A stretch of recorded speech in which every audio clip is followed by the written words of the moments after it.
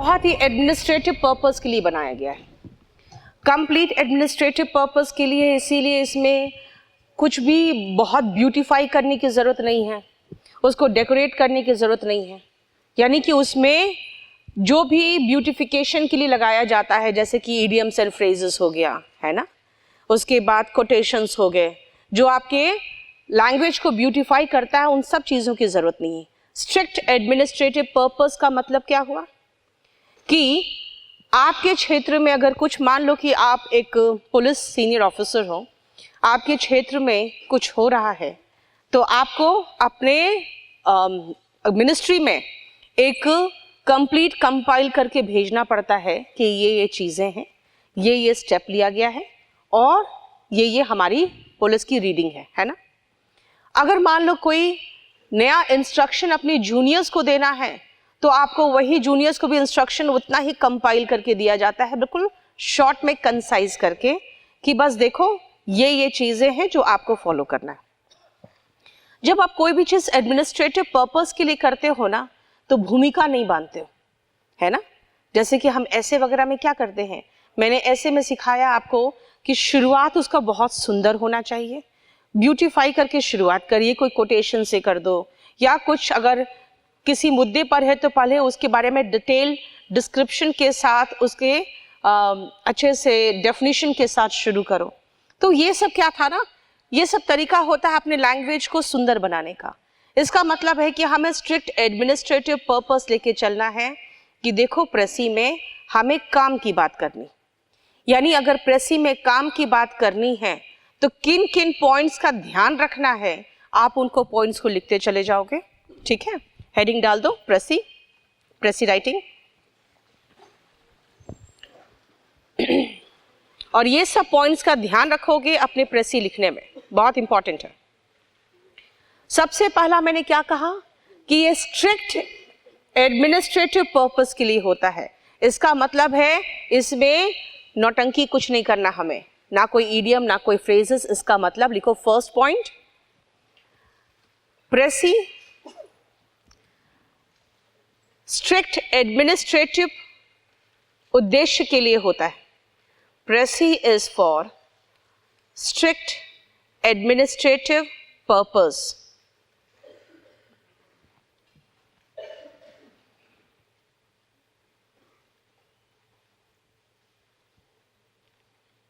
इसीलिए hence we do not use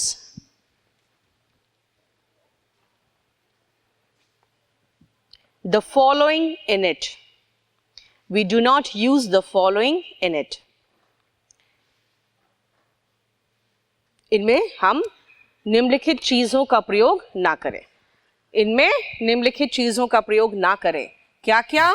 सबसे पहला, ईडियम्स।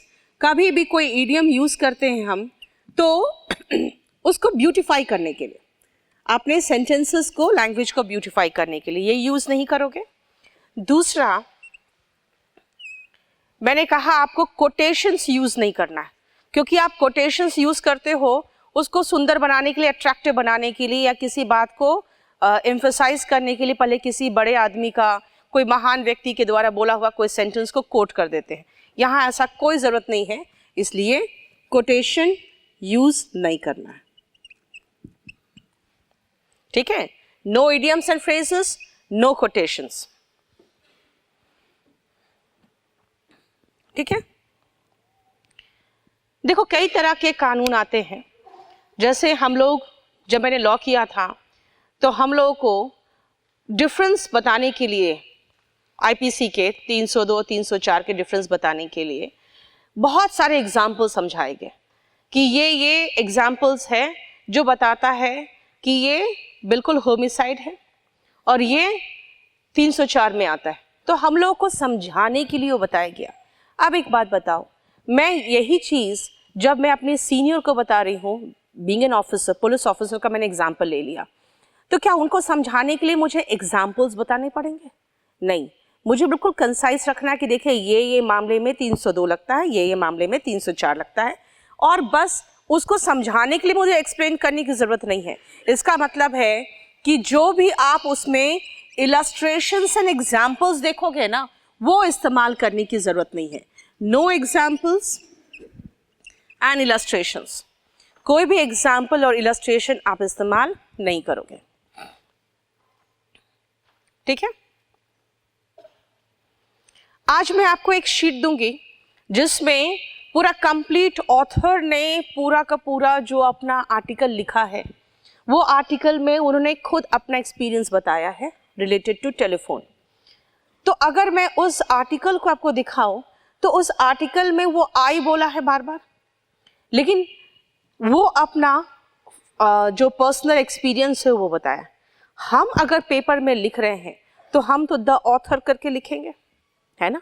इसीलिए अगर आप देखो तो यूनिवर्सल ट्रूथ के सेंटेंसेस को छोड़ दिया जाए तो आप फर्स्ट पर्सन इस्तेमाल नहीं करोगे, है ना, क्योंकि जितना भी वो ऑथर से आपको बोलना पड़ेगा, यानी थर्ड पर्सन इस्तेमाल करना पड़ेगा. दिस मीन्स हम उसमें ऑथर के लिए first person I and we का इस्तेमाल नहीं कर सकते, एक्सेप्ट जो यूनिवर्सल ट्रूथ है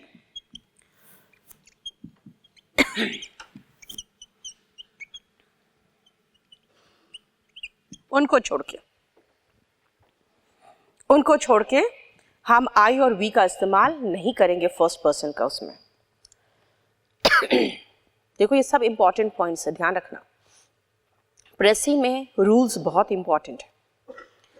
और नेक्स्ट मुझे लगता है लास्ट पॉइंट है कि देखो आप जब प्रेसी लिखते हो ना तो उसमें कभी भी डायरेक्ट स्पीच का इस्तेमाल मत करना, क्योंकि अगर ऑथर किसी के बारे में बता रहा है, उसको कोट कर रहा है, तो समझ रहे हो ना, ये जो कोटेशन है, कोटेशन हमेशा हम डबल इन्वर्टेड कॉमास में रखते हैं. इसका मतलब है कि अगर कोटेशंस मना कर रहे हैं तो डबल इन्वर्टेड कॉमा में जो भी चीज़ है उसको मना कर रहे हैं. तो डबल इन्वर्टेड कॉमा में जो भी चीज़ उसको मना कर रहे हो, इसका मतलब है कि हम डायरेक्ट स्पीच भी इस्तेमाल नहीं करेंगे. सो इतना ध्यान रखना कि इन सब को आप इस्तेमाल नहीं करोगे उसमें. प्रेसी का ये बहुत इंपॉर्टेंट रूल है कि हम इन सब का प्रयोग प्रेसी में नहीं करेंगे. और ये सब का प्रयोग खुद भी अब सोच लो ना कि ऊपर से 3 का प्रयोग तो हम सिर्फ उसको अच्छे से समझाने में, अपने सेंटेंस को ब्यूटीफाई करने में, यही सब में करते हैं. इसीलिए सबसे फर्स्ट पॉइंट हो गया, प्रेसी एडमिनिस्ट्रेटिव पर्पस के लिए इनका प्रयोग आप नहीं करोगे. सेकंड पॉइंट ध्यान से देखो, जब यूपीएससी का क्लासेस में लेती थी तो कई स्टूडेंट्स आते थे, क्योंकि उनका अपना मेन सब्जेक्ट 2 होता है, फिर पूरा जीएस पढ़ना है उनको प्री के लिए, तो उनको लगता था कि बस इतना पढ़ा दो ना आपकी मैं कंपल्सरी इंग्लिश पास कर जाऊँ. तो मैंने एक बार पूछा भी कि अच्छा क्या पढ़ा दूँ जो आप पास कर जाओगे, पहले मुझे आप ये बताओ. तो मैम ऐसे तो गेस कर दिया करो. मैंने कहा देखो अब किस्मत की बात है कि जो गेस कर दे रही हूँ वो लड़ जा रहा है आप लोग का. क्या है ना, जब किस्मत खुलना होता है तो कुछ ना कुछ अच्छा होता चला जाता है. तो जिस साल मैं मुखर्जी नगर में आई तो उस साल जो मैंने गेस किया वो आ गया. अगले साल पूरी भीड़ टूटी, और करीबन जब तक CSAT लागू हुआ है ना तब तक मेरा करीबन 5 साल तक लगातार जो ऐसे मैंने प्रेडिक्ट किया था वो लड़ जाता था. और लास्ट में मैं 3-4 ऐसे में प्रेडिक्ट कर दी थी, और लास्ट में ऐसी हालत हो गई थी कि जो ऐसे मैं हैंड रिटन या कुछ भी टाइप करा के दे देती थी, वो यहाँ से लेके इलाहाबाद, बनारस, जहाँ पर भी यूपीएससी के सेंटर्स पढ़ते हैं, कंपल्सरी इंग्लिश में बस वही सबके हाथ में दिखता था. ठीक है. और लास्ट जो था वो रैगिंग आया था, मतलब कंप्लीटली 2010 में CSAT वगैरह लागू जो हुआ 2010 से हुआ है शुरू, उसके पहले तक पूरा कंप्लीट यूपीएससी में वही आता रहा. तो ऐसे तो उनको बहुत पता नहीं, उनको ज़्यादा कॉन्फिडेंस था मेरे ऊपर, मैं तो थोड़ा डर जाती थी कि ना लड़ा तो जूते खाऊंगी मैं. ठीक है, क्योंकि इतना भरोसे से लोग कहते कि बस आप जो कह दोगे लड़ जाएगा. लेकिन प्रेसी में उनका सबसे बड़ा पंगा तो प्रेसी होता था. तो मैंने कहा क्या सिखाऊं बताओ, तो कहा बस इतना सिखा दो कि पढ़ के उसको अपने शब्दों में लिख दे, क्योंकि उसको पढ़ के अपने शब्दों में लिखना रहता है. मैंने कहा एक बात बताओ, अगर मुझे आप एक पेज दे दो जिसमें जापानीज लिखा हो, मैं उसको पढ़ के समझ जाऊं, उसको अपने ओन वर्ड्स में लिख लूं, इसका मतलब मुझे जापानीज तो आती है ना. तो कहा हाँ. तो मैंने कहा इसका मतलब प्रसी लिखवाने का मतलब क्या है उनका, कि आपको क्या चाहता है वो, कि पढ़ के समझ जाओ, उसका निचोड़ निकाल लो, उसका जिस्ट समझ जाओ और उसको अपने वर्ड्स में लिख दो, तो उसके बाद उसका मतलब तो आपको इंग्लिश आ गई। लेकिन उनका था कि नहीं, आप आसान तरीका बताइए, कुछ ऐसा बताओ कि ज़्यादा मेहनत ना करना पड़े। ठीक है, देखो सबसे पहले प्रेसी का क्या बोला मैंने, कि प्रेसी को पूरा पढ़ के समझ में आना चाहिए, उसका निचोड़ समझ में आना चाहिए, उसका थीम जो है समझ में आना चाहिए, और उसके बाद उसको क्या में लिखना है, इन योर ओन लैंग्वेज। यही तो पंगा है, अब लैंग्वेज आए तो लिखे, है ना। ये सबसे इंपॉर्टेंट पॉइंट है। सेकेंड पॉइंट लिखो,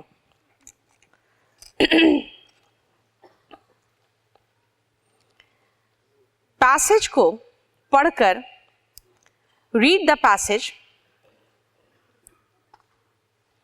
and try to understand the central idea, और उसके central idea को समझे, and try to understand the central idea।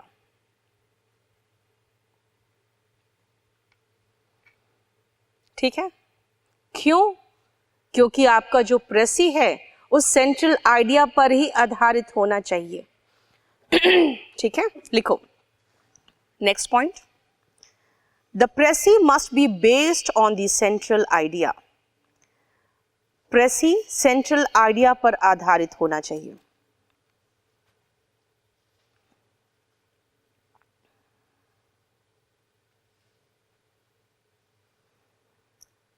ठीक है, और सेंट्रल आइडिया पे आधारित जो प्रेसी होगा तो उसका आपको एक हेडिंग भी देना रहता है ना। तो इसे सेंट्रल आइडिया पे आधारित क्या होना चाहिए, आपका प्रेसी होना चाहिए। लिखो उसी पॉइंट में, साथ ही साथ अलोंग विद दिस प्रेसी का हेडिंग भी सेंट्रल आइडिया पर होना चाहिए। The heading of the precis must also be on the central idea।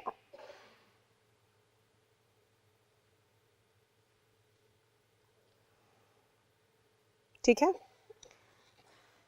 कई बार स्टूडेंट्स कहते हैं कि मैम पढ़ा लेकिन उसमें से बहुत सारी चीज़ें तो समझ में नहीं आ रही थी, है ना, बहुत सारी बातें समझ में नहीं आ रही थी, कुछ एक आध पैराग्राफ पूरा नहीं समझ में आया, पल्ले नहीं पड़ा।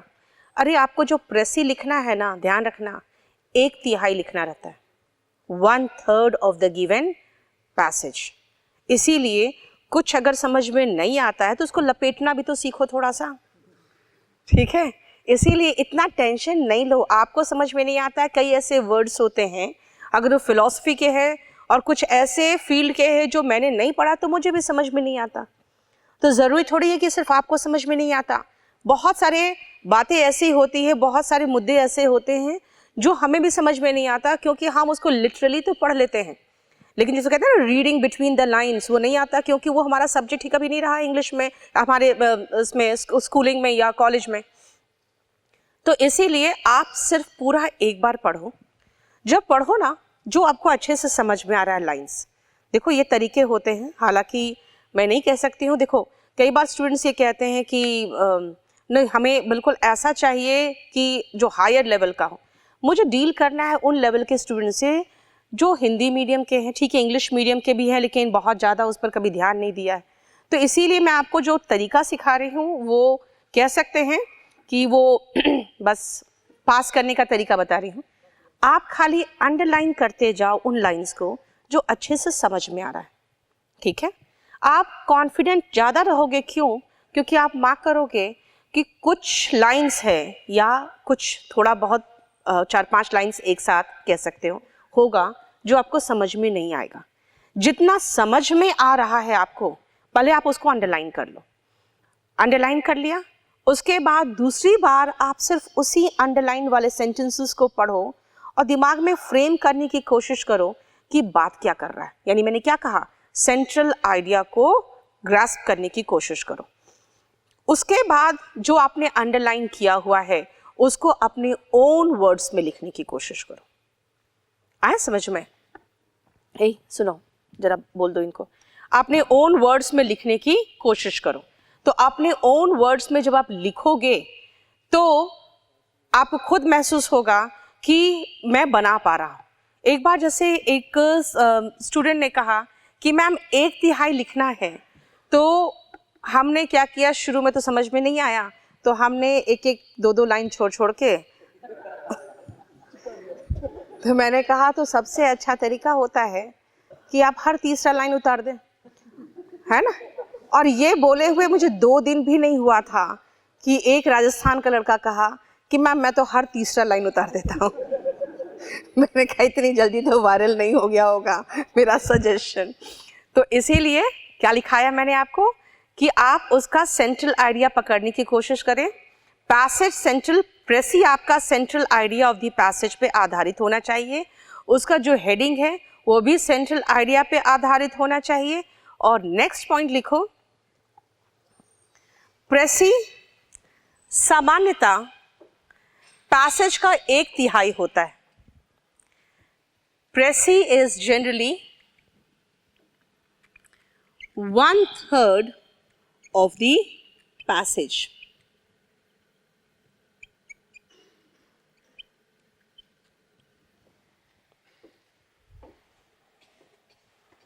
उसका 1/3 होता है।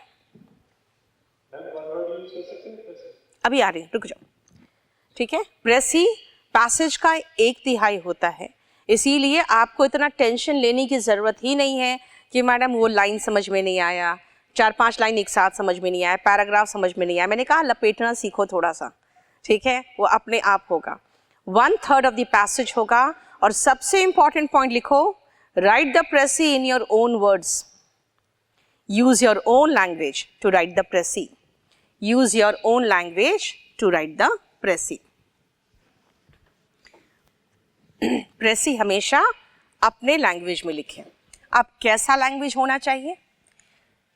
आपको पता है जिस समय हम लोग, मैं ग्रेजुएशन मैंने किया, उस समय MBA का बहुत बोलबाला था, क्योंकि उन लोग का बहुत अधिक सैलरी हुआ करती थी, बहुत अच्छी सैलरी होती थी। और प्राइवेट जॉब्स और ये गवर्नमेंट जॉब्स में ऐसे भी बहुत मुश्किल से वैकेंसी निकलता था, रेलवे वगैरह का निकलता था, SSC का तो कोई अस्तित्व ही नहीं था वहाँ पे, है ना। उस समय डिस्क्रिप्टिव होता था, कोई अस्तित्व ही नहीं था। तो रेलवे निकलता था, उसमें हम लोग को लगता था कि हिंदी मीडियम वालों की इतनी भीड़ है कि हम लोग को कौन पूछेगा, ठीक है। तो MBA में बहुत ज़बरदस्त वोकैबलरी याद करना पड़ता था, क्योंकि हाई फ्रीक्वेंसी वोकैब याद करना पड़ता था।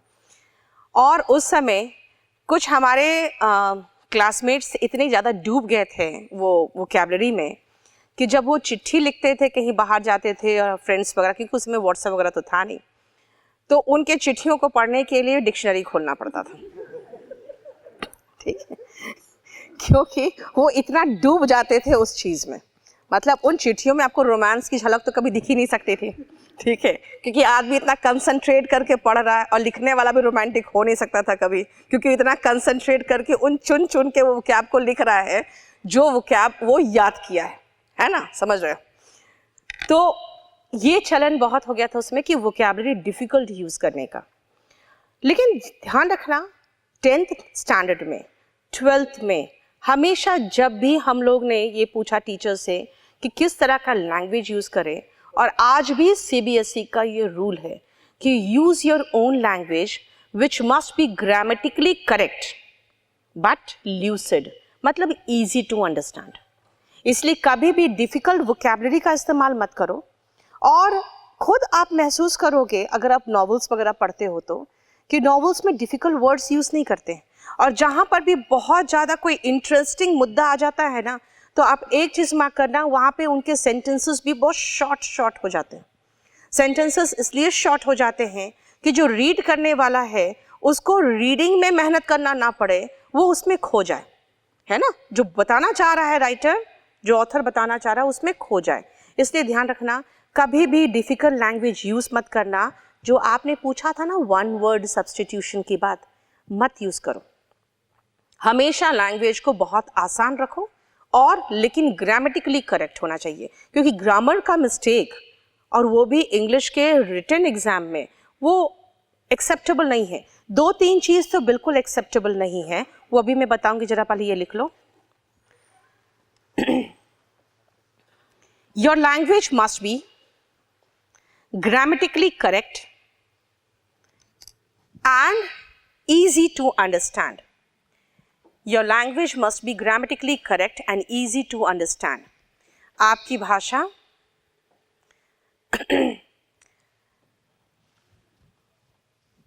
शुद्ध हो, ग्रामेटिकली करेक्ट हो और आसान हो।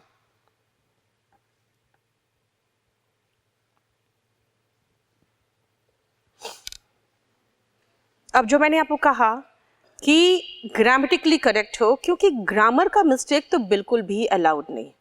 दूसरी बात है कि आप जब लिखते हो, जो मैं आपको अभी समझा रही थी, आपको मिलेगा बॉक्स वाला, इस तरह का बॉक्स का पेज मिलेगा, जिसमें एक में कितने बॉक्सेस होते हैं बताइए तो,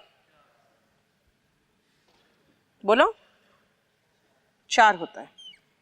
प्रेसी राइटिंग में यूपीएससी में 5 बॉक्स दिया जाता था, ठीक है। इसीलिए अभी आपका प्रेसी में क्या देगा वो तो खैर मुझे नहीं पता, लेकिन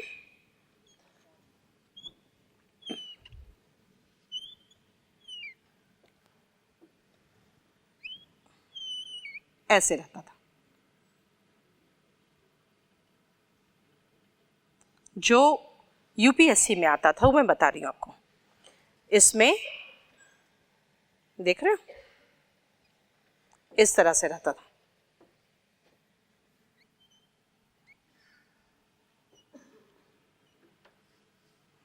ठीक है।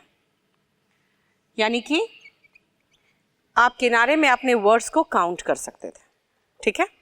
यानी आपके पास अगर 4 है तो आप समझ जाओ बॉक्स कैसे करना है।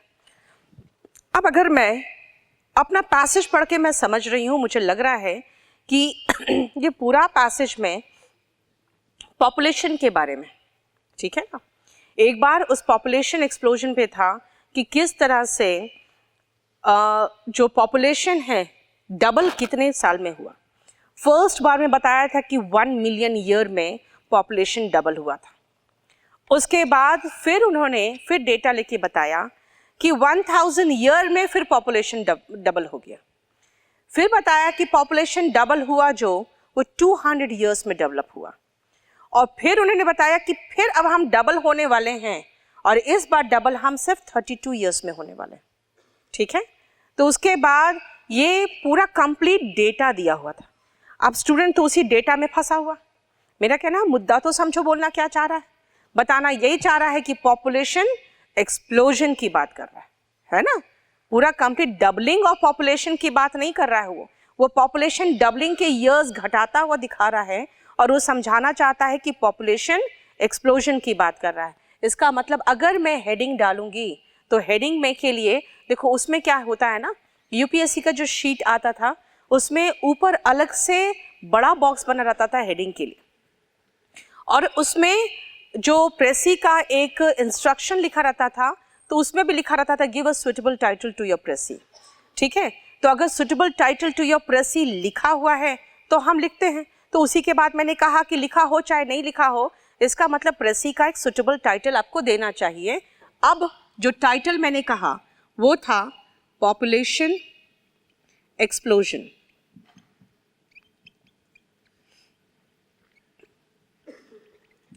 ध्यान से देखो, पहले तो आपको पॉपुलेशन एक्सप्लोजन में कहीं वर्ब आया है बताओ तो? नहीं। जो हेडिंग होता है ना उसमें वर्ब नहीं होता, ठीक है। वो एक फ्रेज होता है, 2 या 3 शब्दों का होता है जो सेंट्रल आइडिया पे आधारित होता है। इसलिए सबसे पहले आप लोग हेडिंग जानना सीखो। एक छोटा सा बच्चा भी होता है, जब वो स्टोरी पढ़ता है तो हेडिंग रहता है कि मेहनत का फल, देख रहे हो, और नीचे जो मॉरल ऑफ द स्टोरी रहता है उसमें लिखा रहता है मेहनत का फल मीठा होता है। तो वो तो मॉरल ऑफ द स्टोरी है ना। पूरा सेंटेंस आप वाक्य में लिखते हो, हेडिंग में नहीं लिखते। हेडिंग में क्या लिखेंगे? सिर्फ मेहनत का फल। इसका मतलब क्या है? शॉर्ट एंड स्वीट होना चाहिए, नॉट मोर देन 2 और 3 वर्ड्स होना चाहिए, there must be no verb. इसीलिए हेडिंग का लिख लो heading must be short, ठीक है, based on central idea, जो मैंने लिखवा दिया है, central idea, और must not have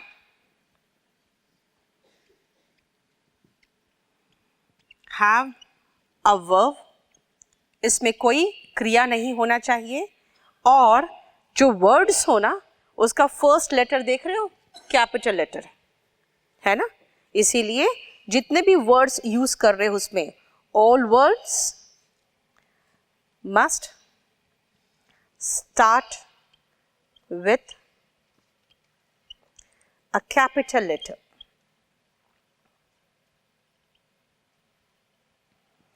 क्योंकि हेडिंग है इसीलिए हम उसका जो शुरुआती वर्ड है वो कैपिटल लेटर लगाएं। ये आपका हेडिंग का रूल है कि हेडिंग ऐसे होना चाहिए। दूसरा मैंने क्या कहा कि आपको इस बात का ध्यान रखना है कि आपका जो प्रेसी है उसमें कुछ ऐसा मिस्टेक नहीं होना चाहिए जो एक्सपेक्टेड नहीं है ग्रोन अप से, क्योंकि आप जब छोटे होते हो ना तभी क्लास में डांट खाते हो कि कैपिटल लेटर यहाँ क्यों लगाया, यहाँ तो स्मॉल होना चाहिए। इसका मतलब आपको स्मॉल और कैपिटल लेटर का डिफरेंस आना चाहिए। प्रेसी में आपकी हैंडराइटिंग बहुत मायने रखती है। जैसे हैंडराइटिंग सुंदर होना चाहिए, जो कि सबसे बड़ा पंगा आप लोग के साथ है ना, कर्सिव हैंडराइटिंग। बार बार मैं एक ही चीज़ पर जोर देती हूँ, कर्सिव हैंडराइटिंग। कर्सिव हैंडराइटिंग बता देता है कि आपकी औकात क्या है। समझ में आया? नहीं समझ में आया? औकात क्या मतलब समझ में आता है?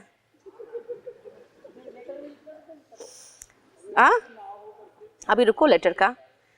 इसका मतलब है कि अगर ठीक है बचपन आपका ऐसा स्कूल में बीता कि उसमें आप कुछ नहीं कर सकते थे क्योंकि आपके पेरेंट्स के पास अगर पैसे नहीं थे तो, लेकिन बुढ़ापा भी वैसे ही बीतेगा।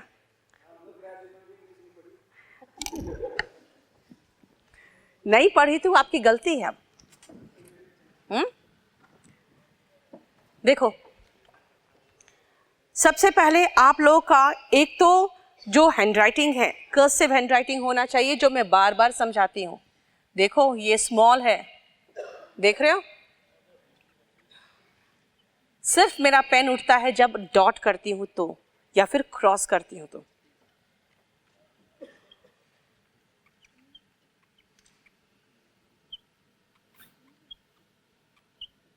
देखो उठा क्रॉस करने के लिए।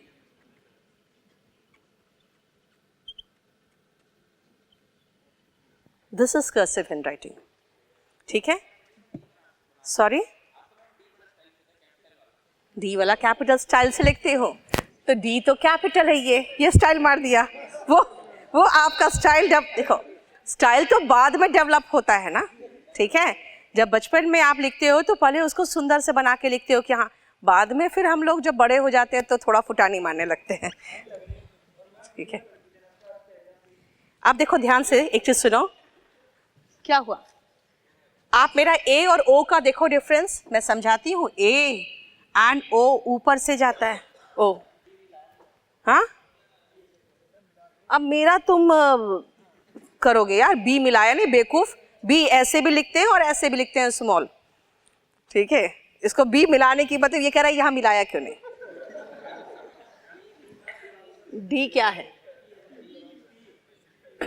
पी,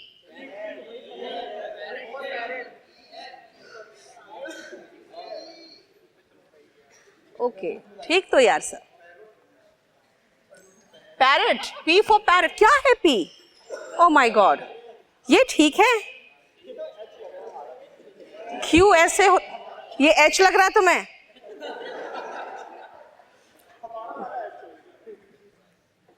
अब सुनो, ये जब आप कैपिटल लेटर के साथ स्मॉल लेटर लिखते हो ना, जैसे मैंने दिल्ली लिखना है तो डी के साथ मुझे नहीं कर्सिव करना पड़ेगा, क्योंकि कैपिटल लेटर कर्सिव में नहीं होता। इसके बाद जो मेरा होगा वो कर्सिव में होगा, इसीलिए कर्सिव हैंडराइटिंग कर रही हूँ तो डी के साथ मैं कर्सिव नहीं बना सकती हूँ। लेकिन उसके बाद के जितने लेटर्स होंगे कर्सिव होंगे।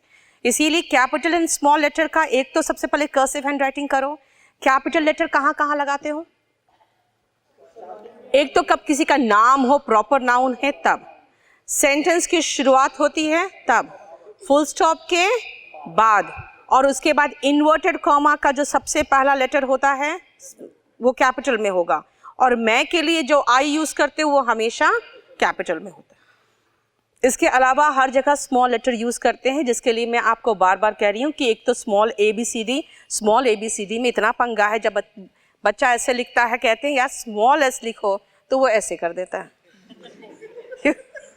फॉन्ट साइज स्मॉल थोड़ी करने का है आपको, ठीक है।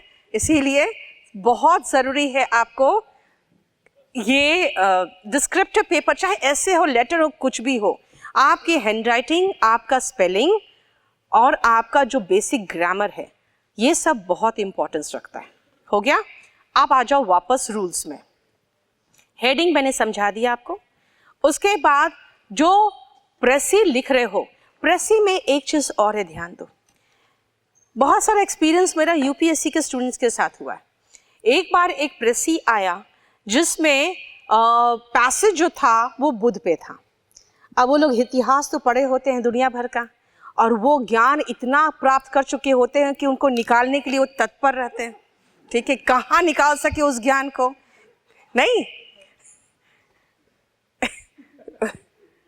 इसके कारण क्या हुआ कि उस समय, उस साल जम के और लोग फेल हुए, ठीक है। जब मैंने देखा कि किया क्या, मैंने कहा एग्जैक्टली जो तुम लिखे हो ना, मुझे लिख के दिखा दो।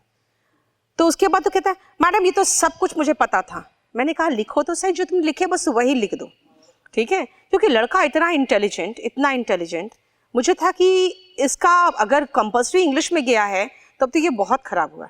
जब उसने लिखा तो मैंने क्या देखा कि उसने बुध के बारे में ऐसी ऐसी बातें लिख दी जो सच तो है, लेकिन उस प्रेसी में नहीं था। इसका मतलब है कि आप प्रेसी में जो दिया, क्योंकि वो अननोइंगली लिख दिया, ठीक है, अननोइंगली लिख दिया, क्योंकि एक उसमें लिखा हुआ था like Moses Buddha gave 10 commandments. अब आपको पता है बुद्ध ने 10 कमांडमेंट्स तो नहीं दिए थे, क्या दिए थे? 8 and 4 पाथ जो दिया था उन्होंने, 8 नोबल ट्रूथ एंड 4 पाथ कुछ दिया था, जो मुझे थोड़ा बहुत याद है। उन्होंने देखा है उसमें जो लिखा था like Moses Buddha gave 10 commandments, ठीक है। अब मैं हिस्ट्री के तो स्टूडेंट नहीं हूँ, मुझे थोड़ी बहुत भूली बिसरी यादें थी कि हाँ ठीक है, जो 8 ये कर रहा है वो तो है, हिस्ट्री में तो कहीं था। मैंने कहा इसमें 10 लिखा है, तुम 8 कैसे लिख रहे हो? तो कहता है जो सही है वो लिखेंगे ना, राइट। तो बेसिकली आपको नहीं देखना है कि सही है, सच है या गलत क्या है, जो लिखा है उसी को लिखना है। क्योंकि अगर लिखा हुआ है डोमेस्टिक वायलेंस एक्ट में कि आप अपनी वाइफ को कुछ नहीं कर सकते, अगर किसी के साथ वो बैठ के बात कर रही है आप उसे उस समय डिस्टर्ब नहीं कर सकते, ठीक है। तो हंस क्यों रहे हो? हमेशा कोई गलत बात ही थोड़ी कह रही हूँ मैं, हाँ। तो देखो बात क्या है, दिल पे तो सांप लौटेगा उस समय, है ना।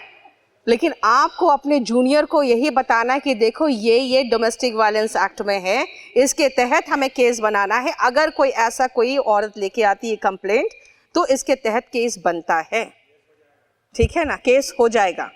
तो आपको अपने जूनियर जो स्टाफ है, सब इंस्पेक्टर एंड कांस्टेबल्स, उनको ये समझाना है। दैट मीन्स आप अपने मर्जी से कुछ चेंज कर सकते हो उसमें। अगर मर्जी चलती तो बहुत कुछ चेंज कर लिए होते, है ना, कि वो लड़की और उसके जिसके साथ बात करी दोनों को अंदर करा दे। नहीं कर सकते। The reason is you can not change what is written there. इसीलिए वहां पर हिस्टोरिकली कोई गलत फैक्ट हो चेंज नहीं करोगे, ज्योग्राफिकली कोई गलत फैक्ट हो चेंज नहीं करोगे। उसमें एक और पैसेज आया था, उस पैसेज में क्या था कि smokers are better than non smokers. Smokers are better than non smokers, क्योंकि स्मोकर्स ज़्यादा रिलायबल होते हैं, उनमें भी कुछ कमी है, कुछ खामियां हैं, आप में भी कुछ है, तो दोनों आपस में शेयर कर लोगे तो दोनों एक दूसरे का राज बना के रखोगे। नॉन स्मोकर्स गलत लोग होते हैं क्योंकि उनमें कोई खामी नहीं होता तो आपके भी राज नहीं छुपाएंगे, इसलिए वो सच्चा दोस्त नहीं हो सकते। आ रहा समझ में? So this was the passage, और उस पैसेज में प्रेसी लिखना था। Now this is morally wrong, इसीलिए वहां पे लिखा हुआ fact whether it is scientifically wrong, morally wrong, geographically wrong, historically wrong, you cannot do anything. You cannot use your own idea. Don't try to justify anything. Don't try to conclude anything. आप conclusion नहीं निकाल सकते। हो सकता है वो conclusion तक पहुंचाते पहुंचाते रुक जाए, आपको भी वहीं तक रुक जाना है। आप उसमें conclusion निकाल के मत रख देना। कई बार होता है हमें समझ में नहीं आता, हम conclusion निकाल के छोड़ देते हैं। इसीलिए ऐसा कुछ भी मत करना। पैसेज जहां तक लिमिटेड है आपको वहीं तक लिखना। लिखो नेक्स्ट पॉइंट।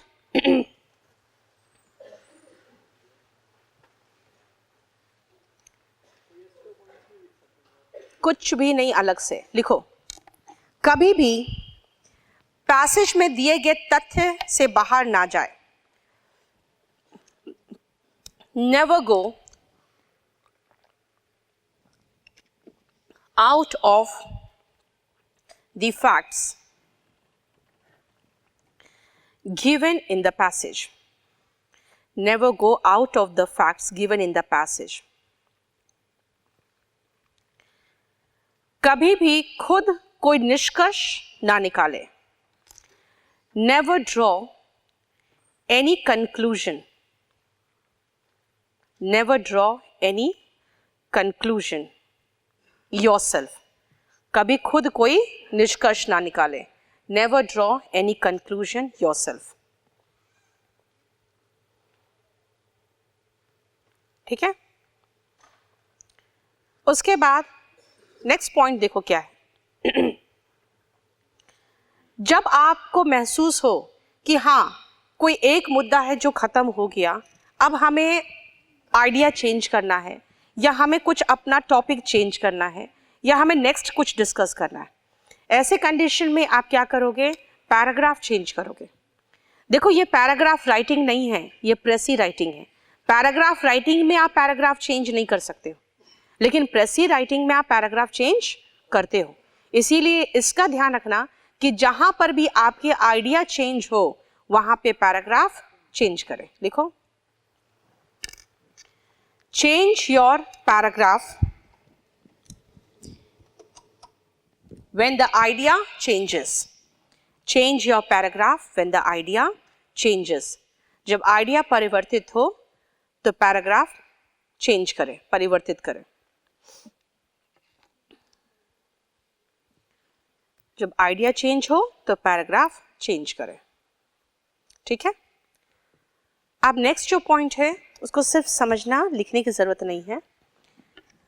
मान लो आपका 1/3 लिखना है, तो सबसे पहले हम देख लें उसमें वर्ड्स कितने दिए हुए हैं। जितने वर्ड्स दिए होंगे उसका 1/3 लिखेंगे आप। एक बार हम ये देख ले कि हमारे एक लाइन में कितने शब्द आ रहे हैं लगभग। तो प्रेसी में सबसे अच्छा तरीका तो यही चीज़ सबसे अच्छा है कि वो आपको बॉक्स दे देता है। तो एक बार जब आप आधा पहुंच जाओ ना, तो एक बार चेक कर लो कि कहीं ऐसा तो नहीं कि मुझे जितना समझ में नहीं आ रहा तो उसी में ज़बरदस्ती में लिखने की कोशिश कर रहा हूँ, और बाद में ज़्यादा पॉइंट्स है जो मुझे समझ में आ रहा है, तो ऐसा ना हो बाद में मुझे शॉर्ट करना पड़ जाए। इसीलिए अपने आप को ना बैलेंस करके चलो, है ना, कि ऐसा ना हो कि शुरू में ज़्यादा ज़बरदस्ती लिख ली है और बाद में ढेर सारा चीज़ें हैं, ढेर सारी बातें हैं और आपके पास वर्ड की लिमिट ही ख़त्म हो गई। वर्ड लिमिट को एक्सीड मत करना। इसीलिए हमेशा बैलेंस करके चलो। शुरू से ही हर 25% पे एक बार इवैल्यूएट कर लो कि मेरे पास सफिशिएंट वर्ड्स तो है ना। लगेगा कि हाँ ज़्यादा मटेरियल अभी बचा हुआ है तो थोड़ा और बैलेंस करके चलो। लगेगा नहीं बाद का मटेरियल तो कम है, मुझे तो ज़्यादा समझ में भी नहीं आया है, तो आगे थोड़ा ज़्यादा मैंने उसको विस्तार कर दो। लेकिन आप कभी भी एब्रप्टली ख़त्म नहीं कर सकते प्रेसी को, इसीलिए हमेशा अपने आप को बैलेंस करके चलना। उसके बाद देखो ध्यान से लास्ट क्या करते हैं। मान लो पॉपुलेशन एक्सप्लोजन में मैं शुरुआत कर रही हूँ तो कहाँ से शुरू करूँ। मॉडर्न इंग्लिश में इंडेंट छोड़ने की ज़रूरत नहीं होती, यानी कि मैं फर्स्ट बॉक्स छोड़ने की मुझे ज़रूरत नहीं है। अगर छोड़ना चाहो तो आप छोड़ दो, आपकी मर्जी। अगर मैं ये लिखूं कि आवर वर्ल्ड इज इन, अब देखो आपका लिखने का तरीका होना चाहिए, आप कैसे लिखते हो। एक तो हिंदी जो होता है, हिंदी में हम ऊपर से भी लिख सकते हैं, बीच में भी लिख सकते हैं, नीचे नहीं लिखते, है ना। लेकिन इंग्लिश में क्या है कि अगर आपको लाइंस में लिखने की आदत है ना, तो आप ये ऐसे भी लिख सकते हो, है ना। इसका मतलब बीच में नहीं लिख के हम नीचे सटा के भी लाइन में लिख सकते हैं, फाइन। तो इसका मतलब है कि एक तो सबसे पहले हर बॉक्स में आपको एक ही वर्ड लिखना है, चाहे वो वर्ड एक ही लेटर का क्यों ना, ठीक है, एक ही लेटर का क्यों ना हो, लेकिन आपको हर बॉक्स में एक वर्ड लिखना है। मान लो मेरा जो लिख रही थी मैं, मेरा यहाँ खत्म हो गया, ठीक है। जब यहाँ खत्म हो गया तो मैं चाहूँ तो फिर से यहाँ से शुरुआत कर सकती थी, लेकिन कई बार स्टूडेंट्स कहते हैं ठीक है इसमें यहाँ खत्म हो गया, हो सकता है नेक्स्ट पैराग्राफ में मेरा यहाँ खत्म हो फिर। तो इसीलिए आप एहतियात बरतोगे क्या कि आपका जब एक पैराग्राफ खत्म हो गया तो फिर पूरा एक लाइन छोड़ दो और फिर यहाँ से शुरू करो, ठीक है। यानी कि अब इंडेंट नहीं छोड़ रहे हो तो मत छोड़ो, फिर यहाँ से शुरू करो। दैट मीन्स एक पूरा पैराग्राफ के बाद जब ये लाइन छोड़ दोगे तो आपको खुद महसूस होगा कि वो डिमार्केटेड दिखेगा, आपको अलग अलग, है ना, ब्लॉक्स जैसा दिखेगा। तो इसीलिए हम एक पैराग्राफ के बाद एक लाइन पूरा छोड़ देंगे। ये लिखने की जरूरत नहीं है, ये मैं सिर्फ समझाने के लिए बोल रही हूँ। हाँ, अगर आप इंडेंट छोड़ के लिखोगे ना तो फिर आपको प्रॉब्लम वो नहीं होता है, क्योंकि इंडेंट छोड़ देते हो तो दिख जाता है कि अच्छा ये पैराग्राफ फिर से यहाँ से शुरू हो रहा है, ठीक है। लेकिन जो मैं आपको वो रूल सिखा रही हूँ जो यूपीएससी फॉलो करते थे कि leave one line after each paragraph, वो था। हाँ बोलो। नहीं,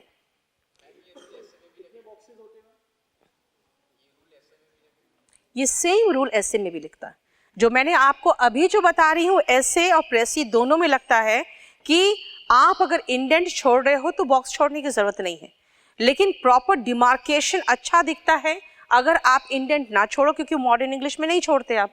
लेकिन ये पूरा एक लाइन छोड़ दोगे तो आपका पूरा अलग अलग ब्लॉक्स में आपके पैराग्राफ डिमार्केटेड दिखेंगे।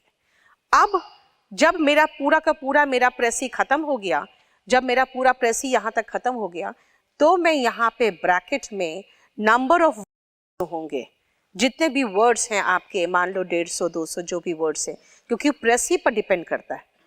जैसे यूपीएससी में 750 720 वर्ड का पैसेज आता था, तो उसमें वही 230 वर्ड का प्रेसी लिखना रहता था। तो वैसे ही आपको ब्रैकेट में लिखना चाहिए नंबर ऑफ वर्ड्स जितने वर्ड्स हुए आपके, ठीक है। इसलिए लास्ट पॉइंट लिखो, शीट बांट दो। प्रेसी खत्म होने के बाद, प्रेसी खत्म होने के बाद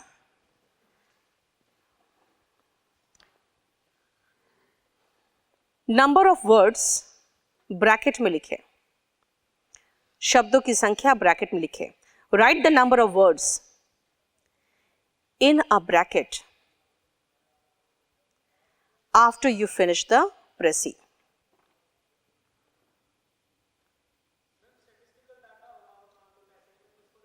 लिखना पड़ेगा, अगर वो इंपॉर्टेंट है तो लिखना पड़ेगा, ठीक है।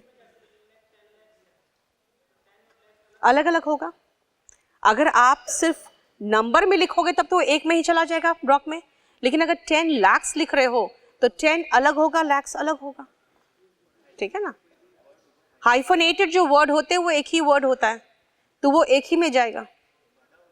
अगर बड़ा होगा तो फिर डैश लगा के दूसरे में लगा दो। नहीं,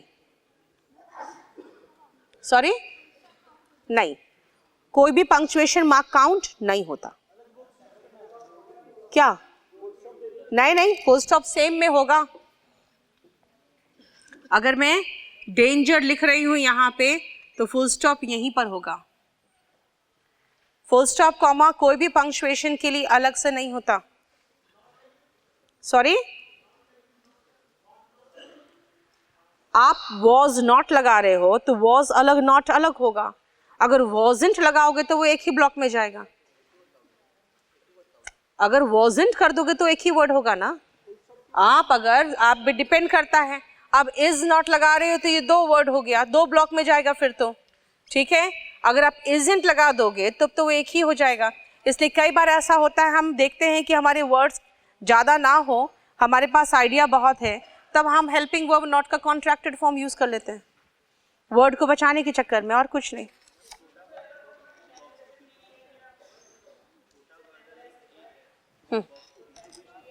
एक सेकेंड। सबसे पहले जो मेरे वर्ड्स होते हैं ना, जब मैं बॉक्स में लिखती हूँ, मेरा रहता है कि मैं बीचों बीच लिखूं, तो मेरा अपने आप बैलेंस होता है। बड़ा वर्ड होता है तो अपने आप पूरा भर जाता है, छोटा होता है तो बीच में आ जाता है। हाँ,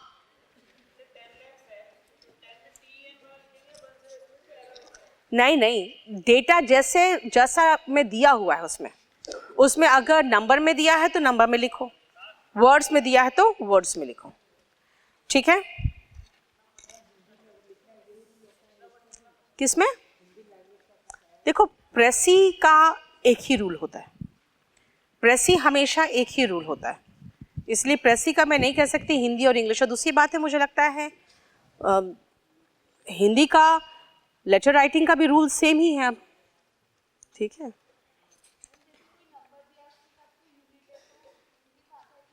उसी के साथ, क्योंकि जो चीज साथ में है उसको साथ में, सॉरी, हेडिंग जो होगा वो हमेशा बीचों बीच रखना, ठीक है, और कम से कम शब्दों का होना चाहिए ताकि वो बस खाली सेंट्रल आइडिया को डिनोट करे। सॉरी, नहीं, सुनो, एक तो आपको पता है ना, जो CHSL में केस वगैरह हुआ था, उसमें आ तो गया है जजमेंट स्टूडेंट्स के फेवर में, क्योंकि स्टूडेंट्स को 0 मार्किंग कर दिया गया था कि उन्होंने उसे ब्यूटीफाई किया था, कलर्ड पेंसिल पेन यूज कर दिया था, है ना, कुछ वर्ड्स को रेड से कर दिया था, कुछ को ग्रीन से कर दिया था, उनको 0 मार्किंग कर दिया था। तो उसके बाद कोर्ट ने ये डिसीजन तो दिया है कि जब ये एक सिली मिस्टेक के तहत आता है, मैलाफाइड इंटेंशन नहीं है, और इसीलिए स्टूडेंट्स के साथ ये नहीं होना चाहिए, उनको ठीक है वार्न कर देना चाहिए, लेकिन इसके कारण 0 मार्किंग नहीं होना चाहिए। तब तक 0 मार्किंग या तब तक उनको बार नहीं किया जाना चाहिए जब तक कि उसका बिल्कुल एक गलत इंटेंशन से किसी तरह का कोई गलत तरीका इस्तेमाल ना किया जा रहा हो एग्जाम पास करने के लिए, है ना, तब आप उसको बार कर सकते हैं। ये सब छोटी मोटी चीज़ों में नहीं। लेकिन मेरा कहना है कि ये नौबत ही क्यों आया। मैं बार बार शुरुआत से एक ही चीज़ कह रही हूँ कि यार मैं साइंस पढ़ाऊंगी आपको, तो मैं भी साइंस के स्टूडेंट हूँ, मुझे पता है अगर मुझे साइंस में कुछ चीज़ लिखना है, मुझे पता है मैं पॉइंट वाइज 5 पॉइंट में लिखूंगी, मुझे 5 में 5 मिल जाएगा। और अगर वही चीज़ मुझे इंग्लिश में लिखना है तो इंग्लिश में पॉइंट थोड़ी देखेगा, या मेरा कितने अच्छे से हमने उसका ड्राइंग या डायग्राम बनाया वो थोड़ी देखेगा। वो तो सिर्फ देखेगा कि मेरी राइटिंग फ्लेयर कैसी है, वो 5 पॉइंट को मैं किस तरह से सेंटेंस में apart from this along with this कर करके हम एक एक पॉइंट को कैसे जोड़ सकते हैं, अपने सेंटेंस को प्रॉपर पैराग्राफ में चेंज कर सकते हैं। राइटिंग में तो वही देखेगा ना कि इंग्लिश लिखना कितने अच्छे से आता है आपको। इसलिए ध्यान रखना, आप साइंस लिखने नहीं जा रहे हो, आप भाषा लिखने जा रहे हो। अब भाषा में कैसी पकड़ है आपकी वो चेक किया जा रहा है, ठीक है। नहीं, पॉइंट्स कभी नहीं होता, ऐसे में पॉइंट्स कभी मत लिखना, मैं ऐसे की भी बात कर रही हूँ, पॉइंट्स कभी नहीं होगा। बहुत अच्छे से सब टाइप 1 एयर पोल्यूशन, अरे क्या है ये, आप साइंस लिख रहे हो, ठीक है। आ जाओ, इस पैसेज को मैंने इसलिए लिया है, ये पैसेज एक सेकेंड, ये पैसेज बिल्कुल ऐसे लगा देना उसमें स्क्रीन पे ताकि स्टूडेंट्स देख सके कि मैं किस पैसेज का प्रेसी करा रही हूँ, ठीक है। हाँ,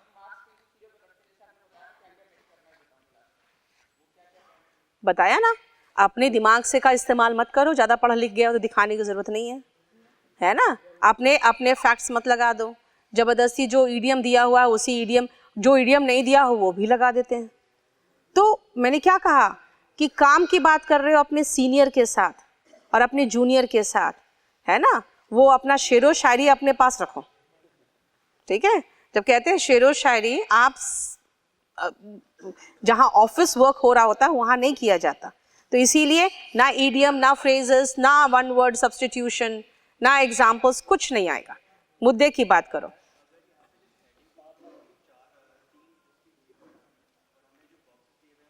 कितना कंफ्यूज रहते हो। हाँ सेंट्रल करो, एक सेंट्रलाइज नहीं होगा, एक को छोड़ के करो ना, एक छोड़ के करो ताकि वो थोड़ा मिडिल से दिखाई दे ना, तब तो ठीक है, कोई प्रॉब्लम नहीं। 4 वर्ड का नहीं करना चाहिए, आप 2 या मैक्सिमम 2 से 3, उससे ज्यादा नहीं होना चाहिए। हाँ एक्स्ट्रा 10% मैक्सिमम नहीं करो ना, मत करो, ज्यादा लिख के क्या जरूरी है मार्क्स कटवाने का। अरे वो ये बॉक्सेस ही काउंटेड है, ये काउंटेड रहेगा, ये काउंटेड रहता है, ये काउंटेड रहता है। जैसे आप अगर प्रैक्टिस करना है ना, तो आप सिविल सर्विसेज का प्रीवियस क्वेश्चन पेपर का खाली अनसॉल्व जो पेपर होते हैं खरीद लोगे, 50-60 रुपये का आता है, पतला सी आएगा, बहुत सारा रहेगा उसमें।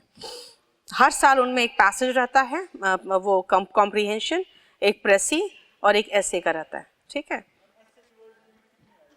क्या इसमें एसएससी में तो 250 का है, इसमें कितना है मुझे नहीं पता, देख लो इसमें। चलो पहले मुझे खत्म करने दो, उसके बाद क्लास के बाद पूछ लेना जो क्वेश्चन पूछना है अलग से। आप सुनो ध्यान से, ये पैसेज मैंने इसलिए लिया है क्योंकि थोड़ा सा मजेदार भी है और इसमें फर्स्ट पर्सन भी इस्तेमाल है, देख लो। Why don't I have a telephone? मेरे पास फोन क्यों नहीं है? Not because I pretend to be wise or pose as unusual. इसलिए नहीं कि मैं ये दिखाना चाहता हूँ मैं कितना समझदार हूँ या मैं थोड़ा सा अलग हटके हूँ। There are 2 chief reasons why I don't really like the telephone. 2 मुख्य कारण है टेलीफोन नहीं रखने का। And because I find I can still work and play, eat, breathe and sleep without it. और मुझे लगता है मैं जिंदा रह सकता हूँ इसके बिना, खाना पीना सब कुछ खा सकता हूँ इसके बिना। Why don't I like telephone? मैं पसंद क्यों नहीं करता हूँ? Because I think it is a pest and a time waster. बिल्कुल सही कहा, नहीं? ये बिल्कुल एकदम कीड़े की तरह है और टाइम वेस्टर है। It may create unnecessary suspense and anxiety. बहुत ही सस्पेंस और एंजाइटी क्रिएट करता है। कब? As when you wait for an expected call that doesn't come. देखो कितना तेज हंसे हो, मतलब कितने भुक्त भोगी हो आप लोग, है ना, महसूस कर ले रहे हो दर्द को। As when you keep ringing a number that is always engaged. नहीं, तब समझ जाना चाहिए कि खतरे की घंटी बज चुकी है, कि जिस नंबर को आप फोन कर रहे हो बार बार एंगेज आ रहा है, इसका मतलब ही इज बिजी और she is busy somewhere else, ठीक है ना। तो वो एक टेंशन क्रिएट करता है, तो कहा इससे अच्छा तो टेलीफोन रखो ही मत, ऐसा सस्पेंस और एंजाइटी क्रिएट करने वाला। ये पैसेज बहुत पुराना है जिससे मैं टेलीफोन बूथ हुआ करती थी, ठीक है। अब सुनो, As for speaking in a public telephone box, यानी कि बूथ में, that seems to me really horrible. बहुत horrible experience होता है। You would not use it unless you are in a hurry. जब आपके पास मोबाइल नहीं था और आप कहीं गए हो, बहुत कुछ परेशानी या कोई बहुत हड़बड़ी है, घर पहुंचने से पहले फोन करना है, तभी टेलीफोन बूथ में जाते थे। And because you are in a hurry, you will find other people waiting before you. ठीक है, और क्योंकि आप हड़बड़ी में हो, इसीलिए आप पाओगे क्या कि आपको डिले कराने वाला हर साधन मौजूद होगा, यानी कि आपके आगे भी कई लोग टेलीफोन बूथ में बाहर वेट कर रहे होंगे। When you do get into the box, अब किसी तरीके से अगर बॉक्स के अंदर चले भी गए आप, तो you are half asphyxiated by stale unventilated air. आप आधा तो दम घुट जाएगा आपका, क्या से? वहाँ जो बासी अनवेंटिलेटेड एयर होगा उस बॉक्स में, उससे flavoured with cheap face powder. अब उसमें सबका परफ्यूम, फेस पाउडर, सब चीज़ का गंद भी मिक्स रहेगा उस बासी एयर में। एंड चेन स्मोकिंग, है ना, यानी चेन स्मोकर भी उसी में, पूरे फेस में पाउडर तोप के जो महिलाएं आती है वो भी उसी में, सारा बिल्कुल स्टेल अनवेंटिलेटेड एयर काले बॉक्स में अंदर जाते ही दम घुट जाएगा। And by the time you have begun your conversation, your back is chilled by the cold looks of somebody who is fidgeting to take your place. और अभी आपने बात करना शुरू ही किया है, तब तक महसूस होगा कि कोई मेरे पीछे को देख रहा है गुस्से में, चिल्ड लुक से, और बिल्कुल परेशान है। फिजिटिंग मतलब होता है जब आप स्मॉल मोशंस कर रहे होते हैं दोनों पैरों पे, है ना, वो हड़बड़ाया हुआ है और वो बिल्कुल चिल लुक से आपको देख रहा है। क्यों? Because he wants you to get out of the box. इसका मतलब है कि उसको टेलीफोन बूथ भी पसंद नहीं है। If you have a telephone in your house, अगर घर में है टेलीफोन तो देखो क्या होता है, you tends to ring when you least want it. वो उसी समय बजेगा जब आपको बिल्कुल मन नहीं है कि वो बजे। कब? व्हेन यू आर asleep, जब सो रहे हो, और in the middle of a meal और अ कन्वर्सेशन, जब खाना खा रहे हो, सो रहे हो या किसी से बात कर रहे हो, उसी समय वो बजेगा। And when you are just going out और when you are in your bath, या फिर नहा रहे हो, उसी समय टेलीफोन बजता है। Are you strong minded enough to ignore it? क्या आप इतने स्ट्रॉन्ग माइंड के हो कि उस टेलीफोन रिंग को इग्नोर करोगे? ना। To say to yourself, well it will be the same in 100 years time. क्या इतना स्ट्रॉन्ग हो कहोगे यार जो 100 सालों से घंटी बज रही है ना, उसमें से ही एक है ये, है ना, लिव इट। तो इतना स्ट्रॉन्ग माइंड के हो आप? You are not. You think there may be some important news और मैसेज फॉर यू। आपको लगता है कि कोई जरूर बहुत इंपॉर्टेंट न्यूज या मैसेज होगा। Have you never rushed dripping from the bath और chewing from the table और dazed from bed? यानी कि क्या कभी ऐसा नहीं हुआ है कि पानी टपकता हुआ आप बाथरूम से दौड़ के गए हो फोन उठाने के लिए, है ना, या फिर चबाते हुए टेबल से खाना छोड़ के उठ के दौड़े हो, या फिर सोते हुए में फोन उठाए हो, only to be told that you are a wrong number? यानी बेचारा बाथरूम से पानी टपकाता हुआ गया, टेलीफोन उठाया और क्या सुनने को मिला? Wrong number. You are told the truth, सही कहा गया आपको। In my opinion, all telephone numbers are wrong numbers. ठीक है, उसका कहना है सब टेलीफोन नंबर रॉन्ग नंबर्स है। If of course your telephone rings and you decide not to answer it, then you will have to listen to an idiotic bell ringing and ringing. अगर आप कहते हो कि ना फोन नहीं उठाऊंगा, तो एक idiotic bell रिंग करता रहेगा आपके घर में in what is supposed to be the privacy of your own home. आपके घर का प्राइवेसी में, जिसको आप प्राइवेसी कहते हो, उसका हनन कौन कर रहा है? वो idiotic bell. You might as well buy a bicycle bell and ring it for yourself. उससे अच्छा एक बाइसाइकिल का बेल खरीद लो और अपने लिए घंटी खुद बजा लो। So in this complete passage, he has mentioned what? अब इसका हेडिंग क्या डालोगे बताओ? Yes. कभी यूज एंड मिसयूज मत लिख देना, क्योंकि इसमें यूज की तो बात ही नहीं किया है, यूज की तो बात ही नहीं किया है, सिर्फ न्यूसेंस की बात किया है। इसलिए इसका हेडिंग डालेंगे टेलीफोन अ न्यूसेंस। ठीक है,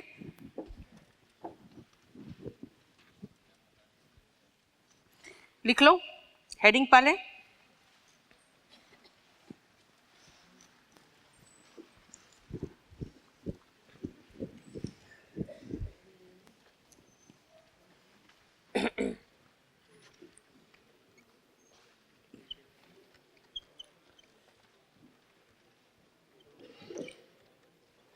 और ये ध्यान रखना कि ये एक ब्लॉक में होगा, ये एक ब्लॉक में, ये एक ब्लॉक में। अब अपना ब्लॉक का खुद ध्यान रखोगे, क्योंकि अब मैं सीधा स्ट्रेट अवे इसका प्रेसी बना दूं, और मेरी कोशिश सही रहेगी कि कितना वर्ड्स इसमें बताओ तो 360 वर्ड। मुझे कितना लिखना पड़ेगा? 120। पहले माइंड सेटअप कर लो कि हमें 120 वर्ड बनाना है। 120 वर्ड बनाना है, इसका मतलब 360, यानी कि हमको लगभग इसका 1/3 बनाना है। यानी बहुत ज़्यादा मुझे कुछ नहीं लिखना है, सिर्फ कि इसके पास टेलीफोन नहीं है, और टेलीफोन नहीं होने रखने का ये रीजंस जो मेंशन किया है, मुझे वो मेंशन करना है। मुझे लगता है उसी में मेरा 120 वर्ड खत्म हो जाएगा, है ना? क्या लिखूं मैं? शुरुआत लिखो।